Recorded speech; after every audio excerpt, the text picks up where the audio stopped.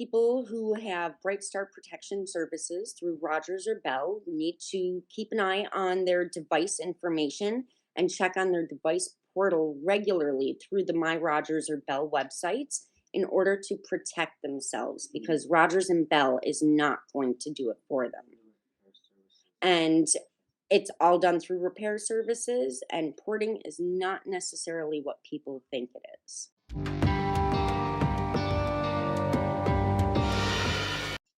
Okay, so it was in October, I believe it was the 22nd, a Tuesday. I had just gotten ready for work. I drive a school bus for special needs kids. And I had looked at my phone and it said I had service and everything. And then I went down to get in my school bus and I went to put my phone in my jacket pocket and I noticed it said no service.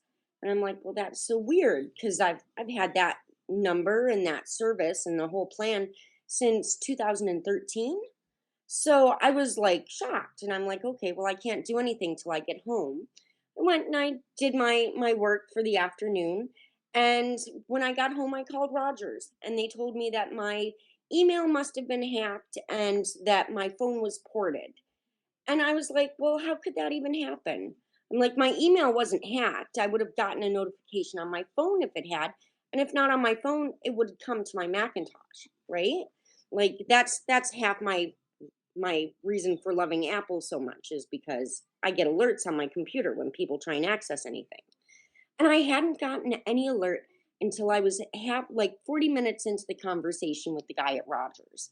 And I said, okay, well, no one hacked my email, but they're trying to get into it right now. And he's like, no, they already got into it. I'm like, no, seriously, they're trying right now. And he didn't believe me. And he basically told me I was at fault. It was my problem. Rogers will do what they can on their end, but they're going to open an investigation. And needless to say, it's now November 7th, and I haven't heard anything back from Rogers about it. So I went later that evening and I contacted the Facebook team. I contacted the live chat. I asked them to escalate it 6 ways from Sunday, that very first day on Tuesday, the 22nd. No one was helpful. Everyone was victim blaming me. So I started looking in my Rogers account. Now, when you log into your Rogers, you usually have a choice of which account you want to view. So if you've got your wireless and then your home TV and cable separate, you would pull up your wireless and then you would go into like where it shows your phone number. And then once you click on that, it brings you to another page that tells you on the left side about your plan and on the right side about your device itself. So I clicked on that. I clicked on start or track claim. And once I got in there, I saw 18 different phones registered to my account since October 9th. And I was on live chat and on the with the Facebook team as well, going back and forth between these two venues of Rogers, getting absolutely nowhere, showing them what I'm seeing on the thing. And all of a sudden, like they're like, oh, I don't even know how you got to this page. And I'm like, well, it's part of the device portal. And then I saw the device portal was technically Brightstar. So then I started looking into Brightstar and I went down the list of all those phones and I saw there was one that I could actually open information on. So I clicked on it and I found a bill of lading that showed a brand new phone being shipped from Rogers to Brightstar. And it was some Android phone. It wasn't the Trellis 7 that notified me on the 22nd. It was a totally different one. And that one was issued on October 10th. And so I have the EIME number for it. And so I started tracking that. And that phone is actually right here in Brampton, Ontario.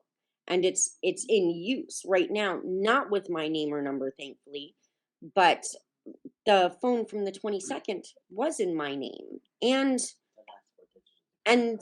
yes, dear.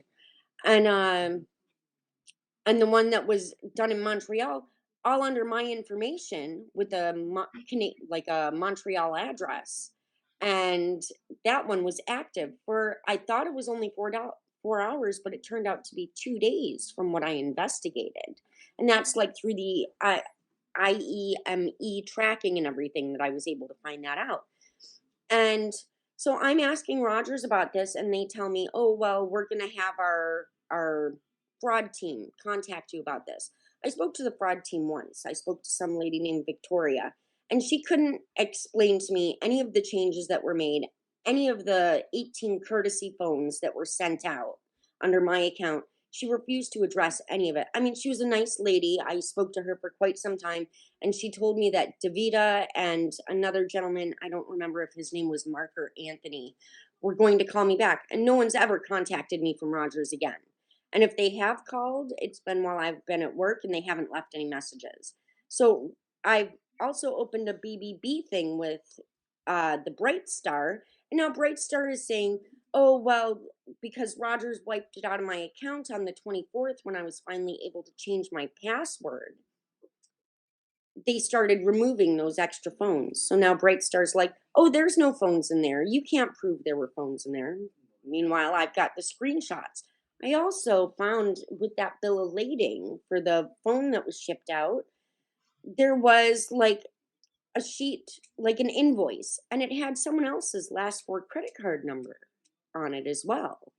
So, I mean, I've got physical proof here, and Rogers and Brightstar are both ignoring the situation. And this has to be a fraud that's going on through Brightstar, in my opinion. And that's because of the paperwork I found and the way Rogers is refusing to address it.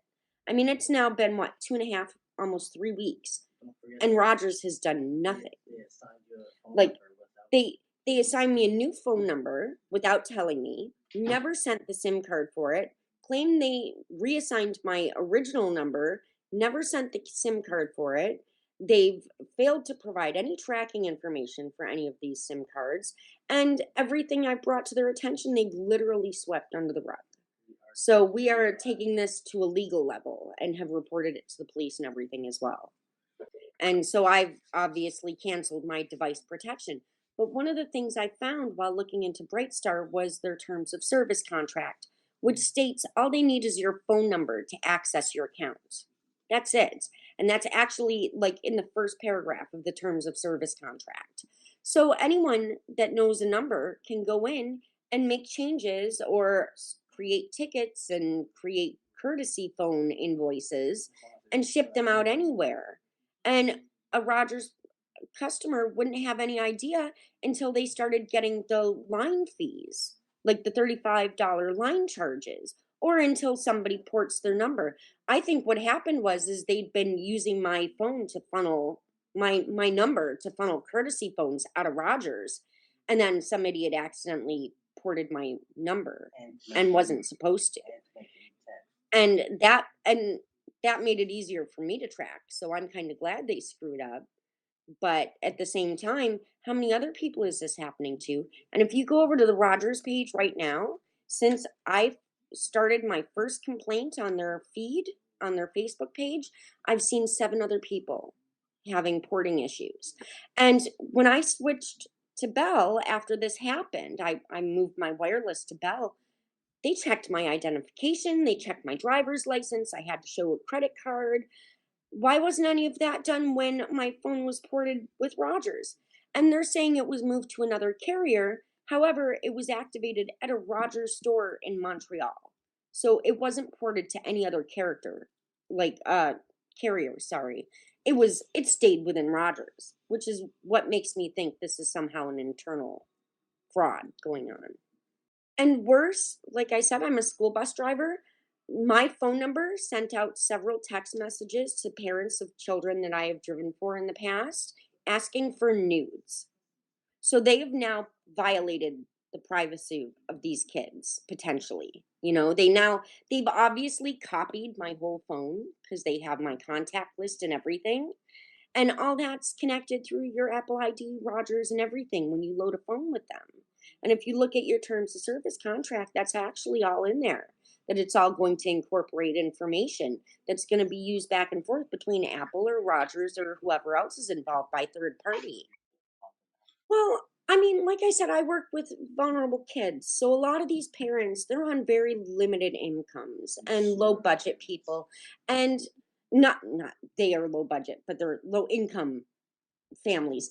And my concern is, what if this had happened to one of those single parents that I know, or one of my neighbors who like is a single parent? I mean, any parent really, they need all the money they have to go towards raising their kids, feeding their family, keeping a roof over their head. So my main concern at this point, it's not so much that I've been harmed in any such way, but I'm in a position to help this from happening to other people. And that is my main goal, because I don't want to see other people go through this. I mean, I was so stressed out, I didn't sleep for 3 days. And it was just more the aggravation of the way Rogers treated me and the way Brightstar brushed it off and the way it was so hard to get anyone to pay attention. So, with that said, I just want you to know I am so thankful for PIS Consumer. Thank you so much for your help and bringing light to this. I am so grateful.